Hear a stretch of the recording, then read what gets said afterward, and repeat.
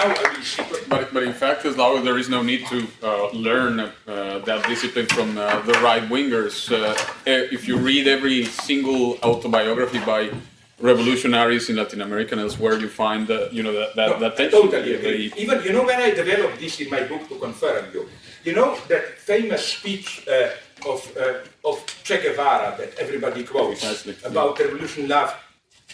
Immediately afterwards, he goes precisely into that topic. Yeah. He was deeply aware of it. Yeah, well, he knew. And what his sons, daughters, and so on. And what I'm trying to tell you is that, don't misunderstand me. This doesn't mean that then you become some kind of without emotions killing monster or whatever. Sometimes this is the true heroism. No, you do something which takes you out in the sense no return to normal life, and that's for me the true heroism. To, in a way, pathetically, to be a living death already. You renounce your right to live forever happily on whatever. I have plenty of questions, but deep in your shitty mind. Well, absolutely. But let us poetical expression. Shit poetry. But let us open up the room for discussion. I mean, I'm sure there are quite a few things happened here today. So maybe don't exaggerate. Again, our friend. Well, I just wanted to bring up the point again from yesterday, but I guess it relates. The self-Foucault point. Yeah. I think it relates to what was said today as well. I think because I think that your point about like how this idea of self-reinvention and multiple identities and all this, how it fits in perfectly with capitalism. But I mean, my response to that would be that in this sense, you are totally in agreement with Foucault. Like this isn't something where you're because to me, what Foucault is saying is precisely that the struggle against power, that basically the subject is both the effect and instrument of power. So basically power constitutes multiple subjects, multiple identities. I mean, this is the core of his thesis in the history of sexuality. In volume 1. Yeah, in volume 1. How then, I'm asking you he's denouncing the repressive hypothesis. I know, but now I'm asking you a simple question which I don't get. I ask many Foucaultians and typically I always get different inconsistent answers. The crucial question is this one, the way I see it. Is there a break or not between, on the one hand, history and sexuality, and before it, surveiller punir, what's the translation here? Control. Discipline and punish. Discipline and punish. Sorry? Discipline and punish. Yeah, within that book and the way I see it, History of Sexuality, Volume 1, where you have this idea of, let's call it total immanence. Law itself produces its transgression and so on. And what happens in History of Sexuality, point 2 and 3. The way I see it is that, so will you then say that all this idea of aesthetic, self-creating, care of self, that this is just the way power reproduces itself through you? But that's the thing. I think that the difference where there is perhaps tension between what you're saying and Foucault is in the sense that that he introduces an ambiguity into this relationship. Can you be more precise here? Sorry? Can you be more precise here? Well, the ambiguity is that power both creates the subject, but the subject can also at the same time invert that relationship and be an instrument of power. And that's why he says that power is everywhere and comes from everywhere. Sorry, can you specify it? Because this is, sorry for interrupting you, but I just want you to make it clear. Because you say power both creates the subject and makes the subject an instrument. Where is the tension here? And then the subject can twist it back. At the same time become an instrument of power as the subject created by power. I mean, in what sense can she become an instrument of power? In the sense that he's just an instrument of power. Going back to what somebody in the back yesterday was saying about India. Because I think that what he was saying, the way I understood it, I think he was agreeing with me but I think that perhaps Okay, but Oh, he's here, so he Yeah. might tell us if that's because correct. the idea, I mean, this is how the British ruled India.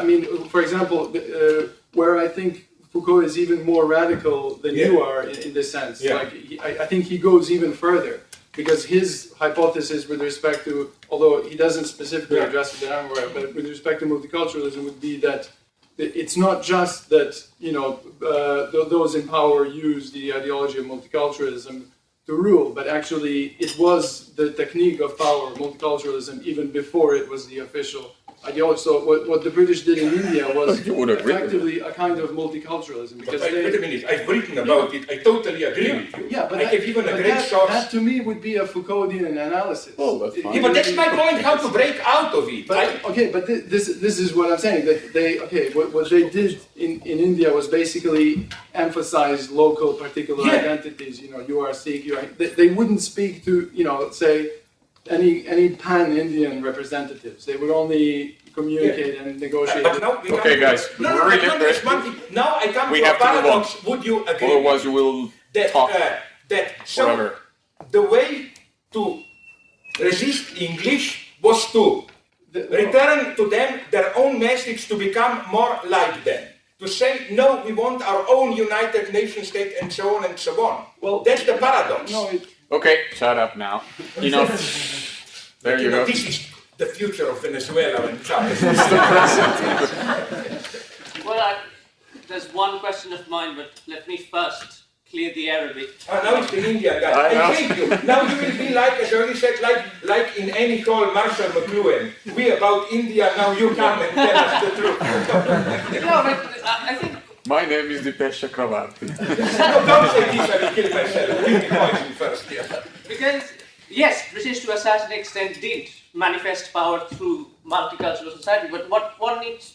This is very easy these days, like when yesterday Zizek said about, if I go to India and talk about caste system, what then? Well, everybody talks about caste system because that's a set theory. But what we constantly reject, how did caste system begin? Let's be a bit like, you know, shamelessly historicist out here. It's not that, like, you know, God came down to it. We have to remember, Hinduism as a religion started off in the courts of the rulers.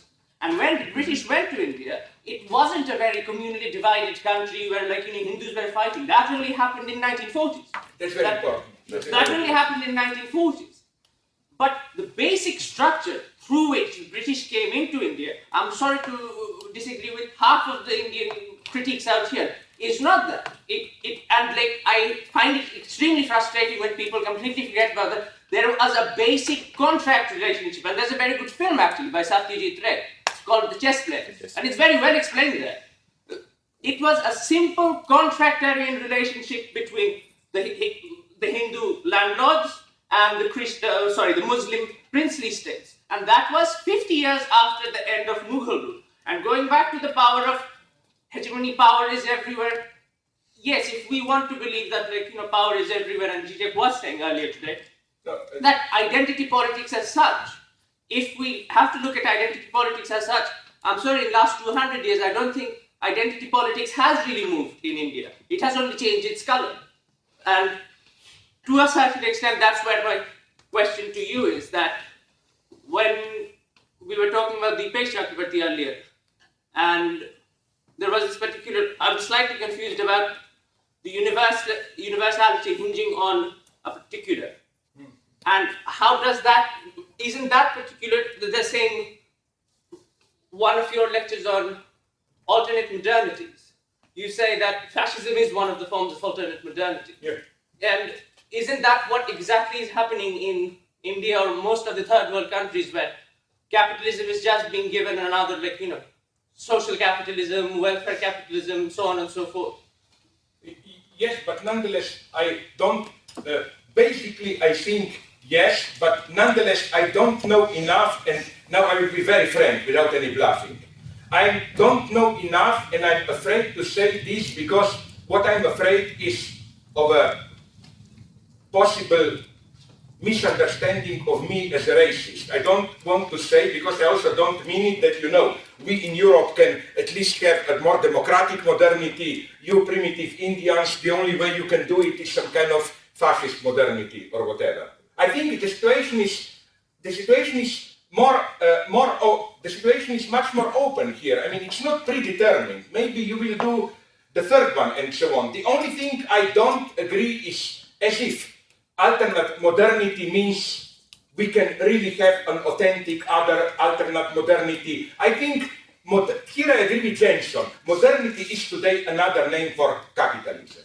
And yes, in this sense, we are moving today towards multiple modernities. But this doesn't mean others will avoid. I mean, there will be new forms of authoritarian capitalism, and I'm here again extremely open. Maybe I think that maybe this would be almost my dream, that nonetheless in some, my hope are always countries not at the top and not at the bottom, but those, the second level countries, where, you know, not the most highly developed and not the poor. Maybe they will invent something else. What I fear is that more and more that my prediction is that for the next 15, 20 years, and that's why I'm definitely anti-racist here, I think that in the developed West, the democracy we are moving in the direction of Berlusconi, totally nonsense, and so on and so on.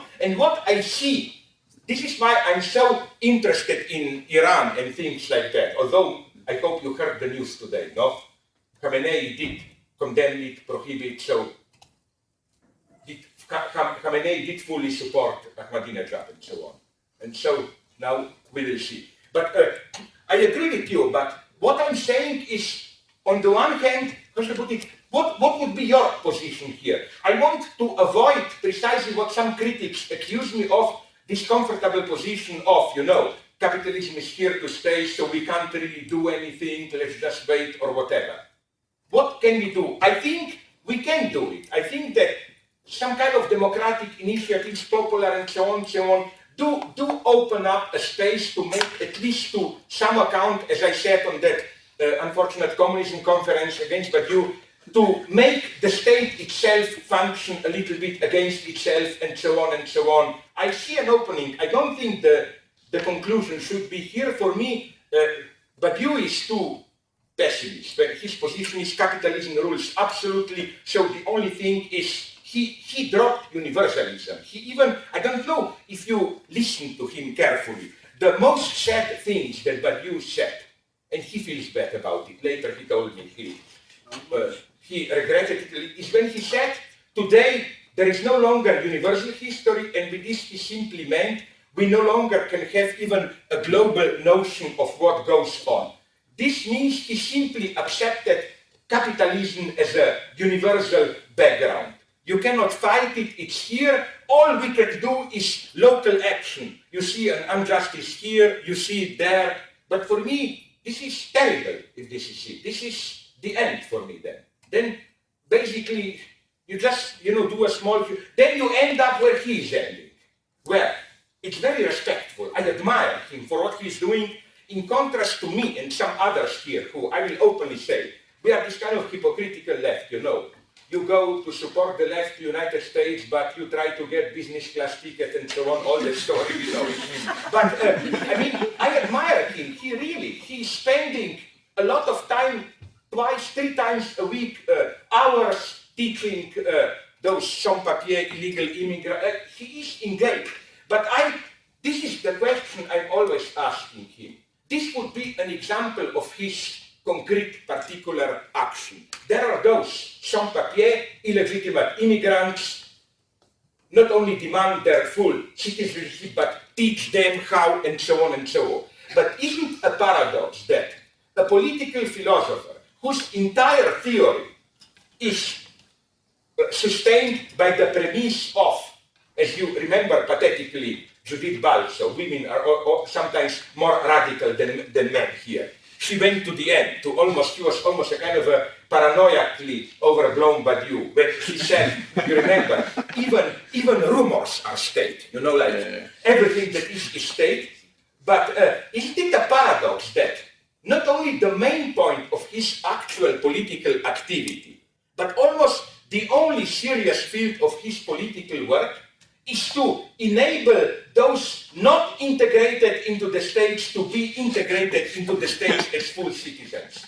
I find this slightly a paradox. Or somebody who then makes his entire career on subtraction from the state, not to mention another fact. This really hurt him when I told him this.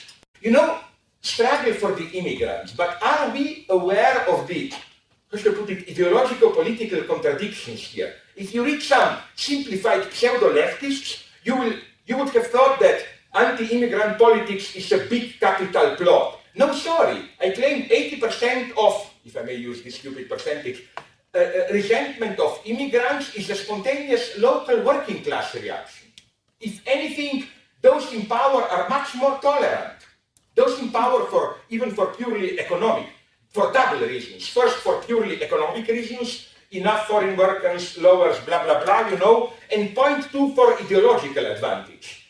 Upper class, liberal capitalists like politically correct topic, because then they show, you see, we are really more enlightened, more feminist, more anti-racist. They like the image of a typical racist as this, redneck, primitive, working class in the United States, and so on and so on. No, so here I see problems. But what you said again, we would have gone too much into it. The way properly to do it would have been, but unfortunately, I don't have time today.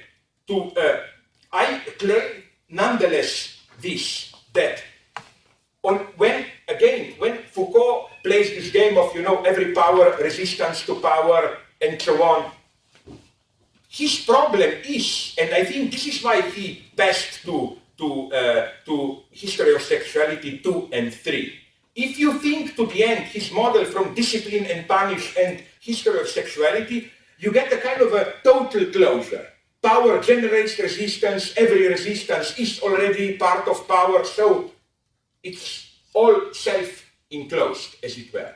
And then the whole problem is that what then later I claimed, he did think, he at least started to use the terms that you used yesterday. That when from some point of resistance you scramble, the whole point should be put like this. Is, as you used the term yesterday, I liked it because I like scrambled text. That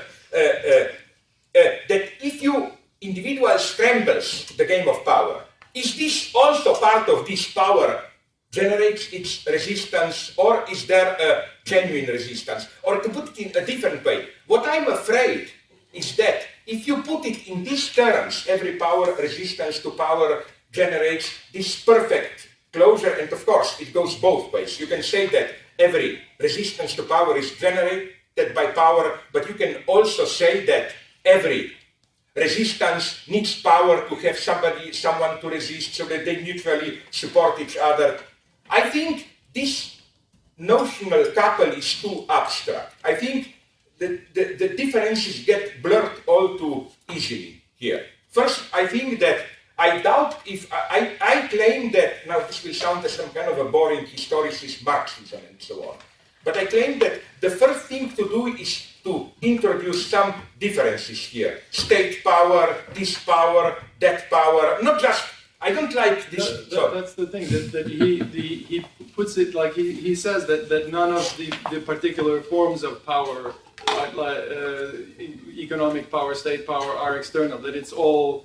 Okay, then I ask you a simple question. That power is always a relation, and I think, okay, to put it in more concrete terms, Iran today, I mean, I think that it's the best example, and what you were saying yesterday, your empirical anecdotes about how the communism was in many Eastern European countries, you know, it was basically over, and people only realized it years later. Well, I think that's exactly an example of this. That basically power is not an attribute, and it's not that communism was over at some point and then people realized it. It's that basically people awoke. Can I just?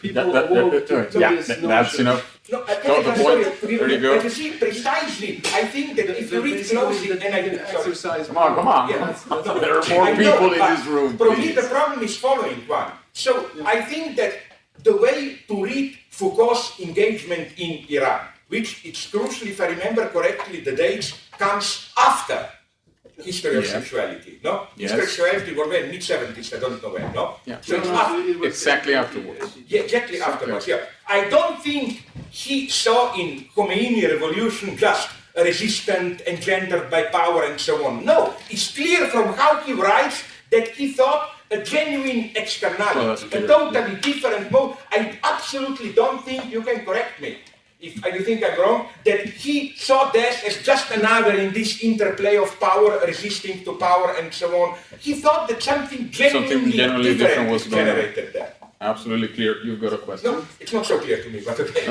Yeah. I just want to say on that point, I think... Sorry, which point? Just when you were talking about power and Sorry, yeah. I see it's quite a simple thing in Lacan, isn't it? Just the knot of real imagining symbolic, and the le symptôme, the archaic version of symptom, which is just the importance of the symptom, but necessary to keep binding the symbolic and imagining real together, and that also creates the symptom, and it's a necessary relationship, but they are in an agonistic relationship. Isn't it just a simple way of tying the whole group together?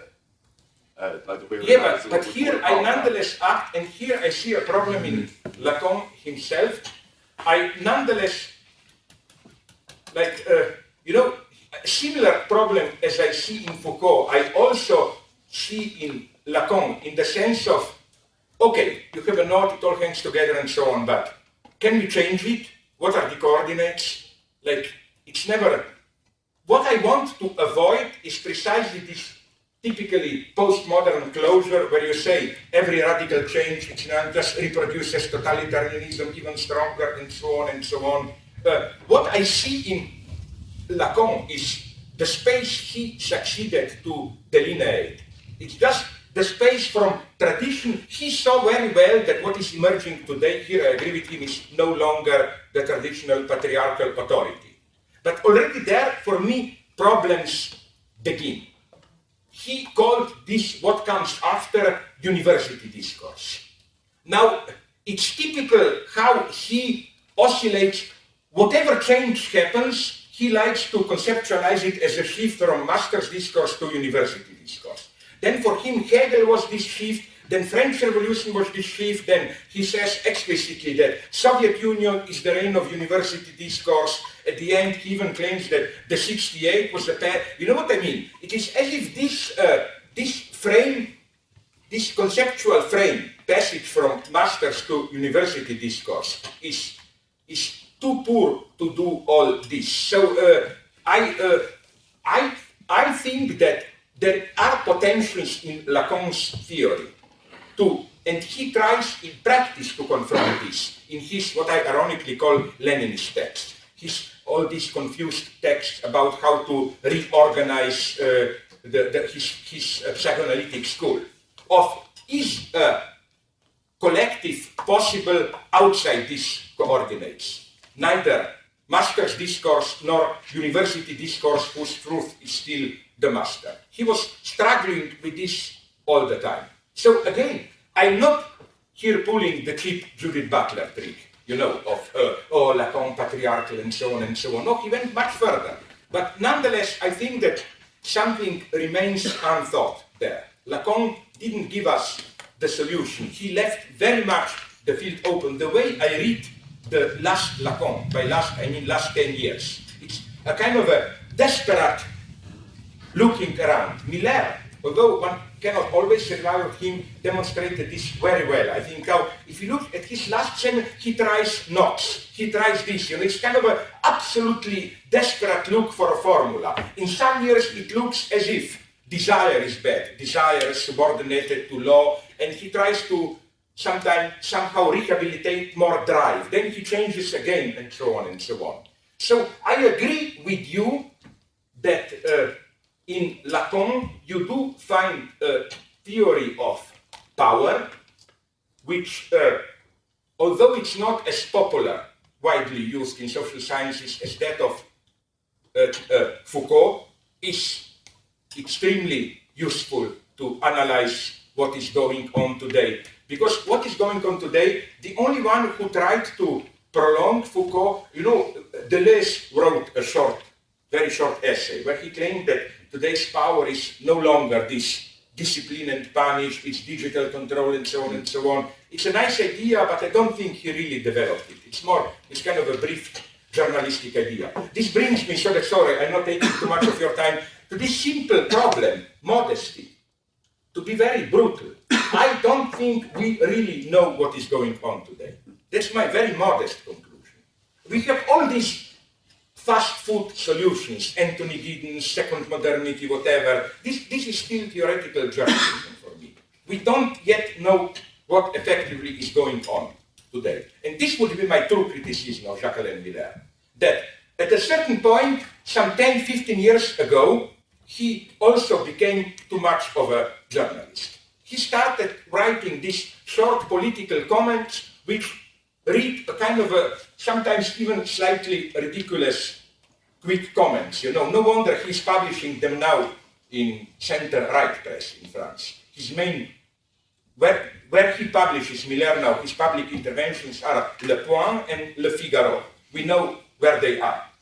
And I think that this, but again, I think it's not just his contingent political orientation, which is never contingent, but I think there is, again, a deeper problem there. He fell into this trap of, as if he is afraid that psychoanalysis will be somehow behind its time and tried quickly, you know, Obama, he had a theory, which was totally wrong, I think, that Obama's success is the success of this primitive messianic figure, I will bring you deliverance and so on, which is totally wrong, I think. American friends of mine immediately reacted to me and told me that with all my critique of Obama, one thing is good about him.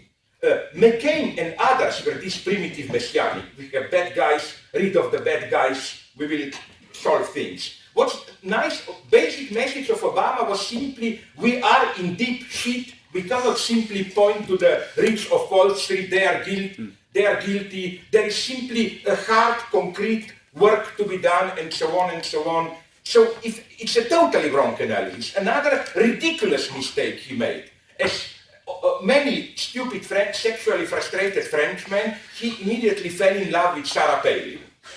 And he wrote one of the most stupid analyses of why she is unbeatable. He clearly predicted her victory, claiming that, okay, it was even up to a point a nice theory, that she enacted a kind of a post-feminist women's assertion without any guilt, and so on and so on. But again, it was totally wrong as an analysis. So I think that he's losing nerves.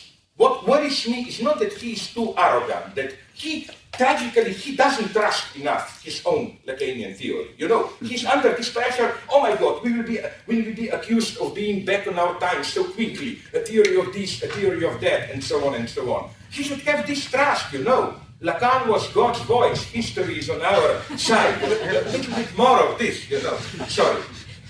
Last question, then I will drop it. Yeah, last question.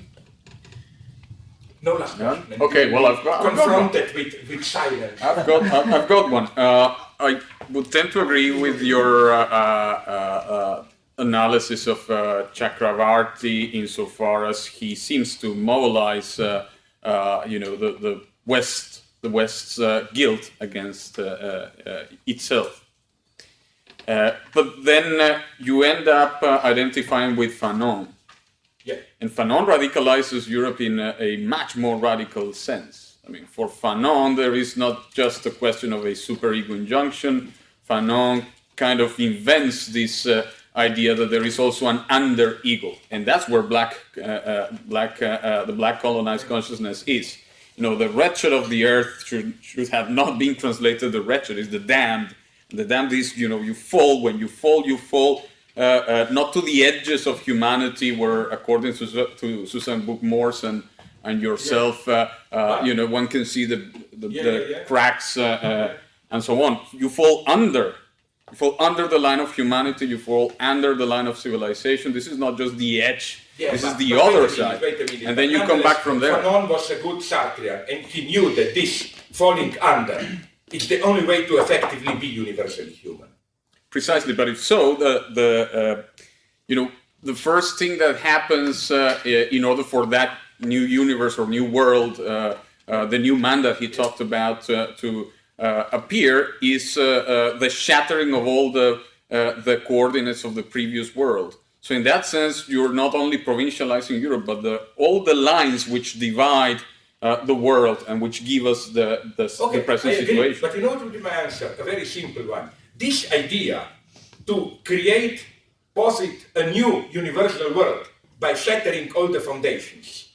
This is the very core of Christian European heritage. He was the greatest Eurocentrist that I can imagine, Fanon, to put it very briefly. Because again, I know you find also in other religions this idea of, destruction, renewal, but this is a cyclic thinking. You know, this sheet of, how are the stupid god birds, phoenix, whatever, those idiots who burn and then rise again and so on. We are not talking about this here. The new order will not be the repetition of the previous order. It's something much more radical. Basically, he's doing what I tried to do here. Did I do it here or somewhere? I think I did it here, yes, the first day even. Apropos of Tertullian, this idea, we need dark ages. We need dark ages.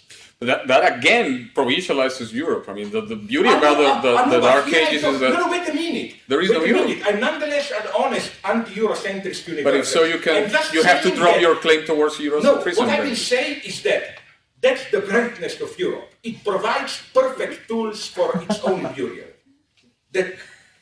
That's what Europe is offering. Which is literally true. Look at India. Sorry, you can now correct me. But the way I see it, that what is Congress Party? Isn't Congress Party originally rich Indians who went to Oxford? Exactly. And you know which is my formative stuff here? Did you read Aldous Huxley Jesting Pilatus? It's wonderful. He in the 20s already, back 1920s, he traveled to India.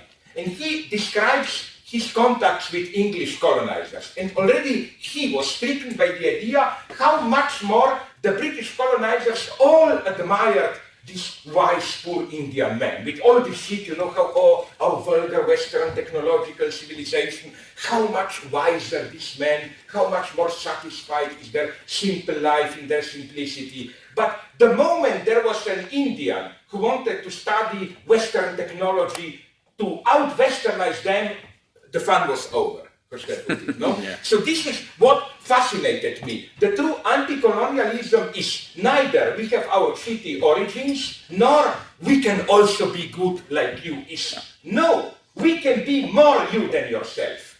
You are not yourself enough. We can outdo you. The Haitians singing La Marseillaise. Yeah, that kind of stuff. Yeah. Yes, that's what fascinates me always. Sorry, now I brilliant. We have finished in the precise point. Great way to finish. You have witnessed Slavoj recanting of his Eurocentrism. No. So you're not allowed to reply. I'm aware what is happening now. You remember, when did I do this? Yesterday or before? The story about Moltke. You remember, the general who... Yeah. He now wants to be the king, I concluded, but he wants to say, you officially conclude. Your Majesty, you have ended in victory. No, No, you are the Majesty. You wanted to be now who said, okay, we won, but I want to state it formally. I had a great victory. Thank you very much. Thank you very much. Please join me.